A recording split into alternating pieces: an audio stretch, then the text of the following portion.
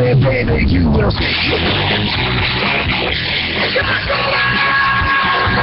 Dave Pack away some pasta last night. My God Almighty, you should have seen him going at it. Welcome to the show, folks. You are listening to the American Adversaries Drive Time Prime Time Show, coming to you once again tonight, back in the Mercury Free Studio Complex.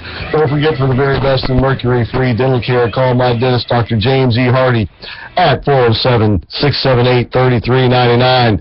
Welcome to the show. As I said, folks, I am Christopher Hart, along with the chairman of the board, Mike McBath, who was the driving force, the genius behind our show last night.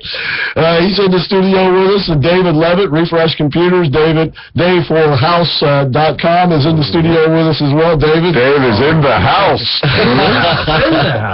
And we are once again up on YouTube, our channel, Adversaries TV. Go there, type in Pariscope, and there we will be, because Lucas Paris has us up on the Periscope. There may be some spaghetti on the. You better wipe that red stuff off the top of that. You know, the screen. I tell you what, he was doing a masterful job last night. He was outstanding, right? He was. The whole night was. Nicholas Cicero, of course, is on the Battle Bridge.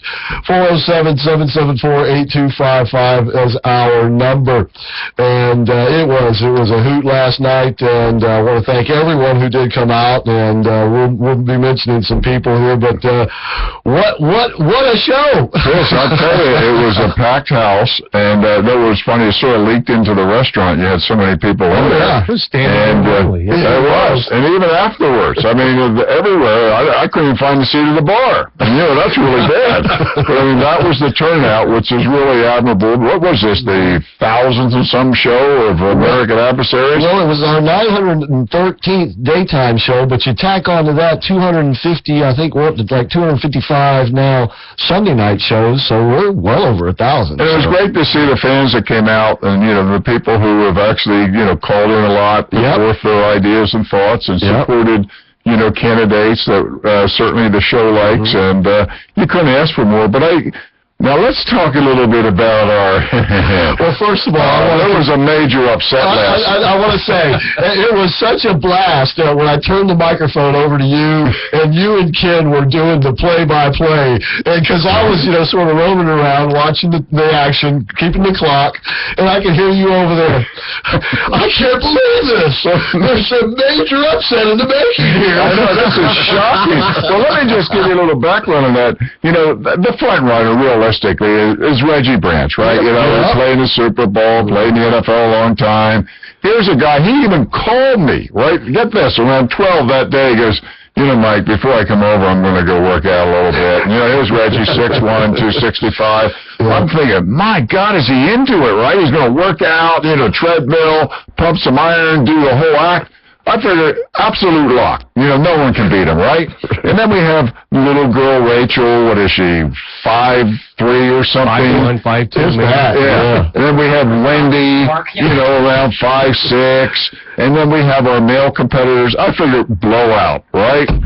Wrong. Chris, as we know, Reg, if you're listening, you got to move on to either another menu, because spaghetti is not your deal, buddy. I mean, tell Chris, the young man who won, David Sink. David took down 7 plates of spaghetti, and Reggie was barely past 2. I mean, that is embarrassing. That was amazing. Wendy from the Pred Heads, and the Pred Heads were out in full regalia. The Pred Nation was there, the #1 sports club, actually, in all sports in the country. That's right. They sent their best people, and Wendy, a young lady, well, I don't know, well, yeah, we'll call her young lady. Yes.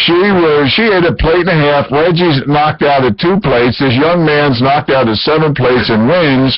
But I figure the one who ate the least was Rachel, our commentator who comes on. But the problem was she only had a fork that's about 2 inches long. I know, she brought her own utensil. It looked like one of those little pickle forks you would see in some fine dining restaurant or something. I know, Chris, I didn't know that you told her we were going to have pickles with the spaghetti or what was going on. And then I asked Rachel, I said, Rachel, you're only just putting a strand at a time, and then I noticed that you had a glass of wine sitting. I mean, this is a contest, brother. I tell you, that's the way to do it, though, see? She won the best class. I tell you, she did. Without a doubt. And then the other thing, which I had to ask Chris later about. I'm looking down the table, and some guy, like, fills in at the end of the table. I'm like, Chris, I think that says some guy just figured you get a free dinner. The guy's like, and he had a martini with him. I'm going like this. What type of contest is this? I want the true winner. No, I invited, that was Chris Kassler, and I invited him when the arms room guys, their flight was delayed back from Phoenix, and they couldn't make it. So I said, Chris, you want to do this? He said, sure. So I said, just take your drink with you.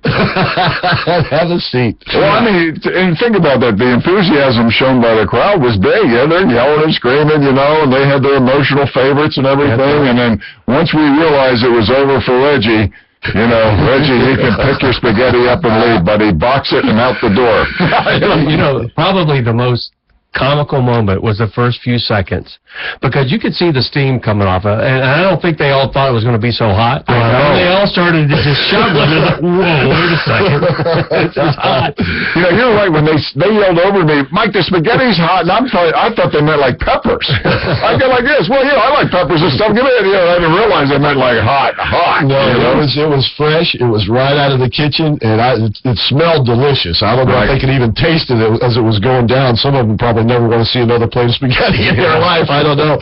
But it sure smelled good, and I must compliment the kitchen because they kept that spaghetti coming. They kept it rolling. Nobody, you know, there was never a time delay. There was no penalties. I didn't see anybody shoving spaghetti under the table or in their pants. You know, so I thought it was very fairly run. We had judges, and but this was a clear-cut decision. This wasn't even, you know, 6.5 plates versus 7 or something like that. This was clear-cut. I mean, our guy David Sink had the technique down.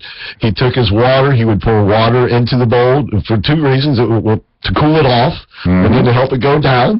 And then I noticed he stood up a couple times and kind of did it. I know, he was shaking and baking, man. I'm going, wow, this guy could be a Nathan's hot dog next year. We might be looking at a world champion before it's over. I was talking to his father, Darren, and by the way, David was the audience entry. And wow. Yeah, and his father, I was talking to him afterwards, and he was saying, he says, I have to work 7 days a week. I said, why is that? He said, to feed this kid. That's all. I can imagine. He's a student at UCF. I would think he's, well, I was going to say I thought he would probably be a pretty good student, but he might be in the restaurants all the time. I don't know. You know what I mean? No, from what I understand, he's in Dr. K's class, and he's a model student. So, well, he's a model eater, I can tell you that. And once again, we want to thank David Levitt for putting up a $200 gift certificate. And that was so appropriate for a young man that won it. He's a UCF student. That's right. I mean, that was really terrific. And he was really, and the parents everybody was thrilled about the prize. I thought that was perfect. Everybody had a great time. And the Wounded Officers Initiative entry, David Ogletree, boy, he put up a great fight. He was tough.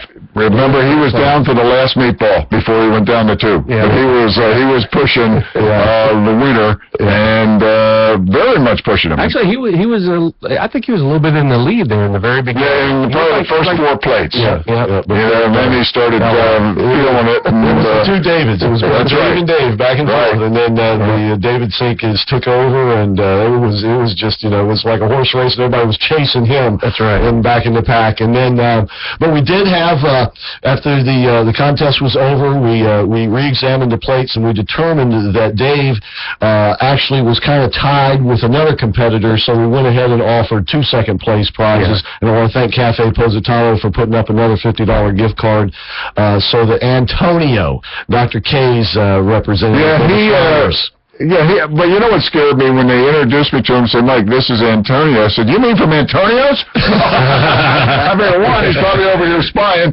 2, he probably can eat every bit of pasta he's ever seen in his life. And this guy, he really ate. I mean, and he was a lot older than the young UCF Dave. Yep. And we had raffle drawing afterwards. And by the way, James Hall.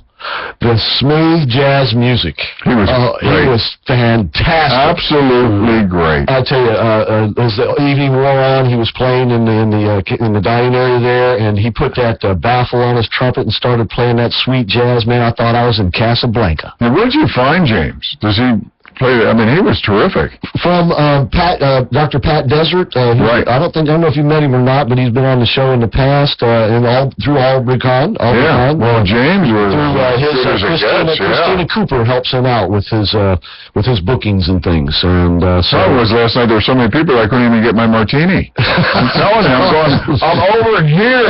You know what I mean? People are intercepting it as it goes down the bar. That place was absolutely packed, and it's great again to have their support for the show. Yeah, and the American Adversary Army continues the build. And the Army, a number of the members of the Army showed up, Diane and Jim, and we're going to thank them. Tim and showed up with his wife. Rick, the latest member of the American Adversaries Army, showed up. Mike Bass was there. Mike was there. And folks, you're going to hear more from Mike Bass because Mike Bass has joined us as a sponsor of the American Adversaries. We want to thank him very much. He's a financial advisor. And also, and you'll love this, David, he's also a big proponent of the fair tax. All right. So we'll be talking more and more about the fair tax as we go into the election next year. The only fair tax. That's right. Yeah. So, it was just a lot of fun. Certainly a motley crew might be the best definition. It was great. And we're going to have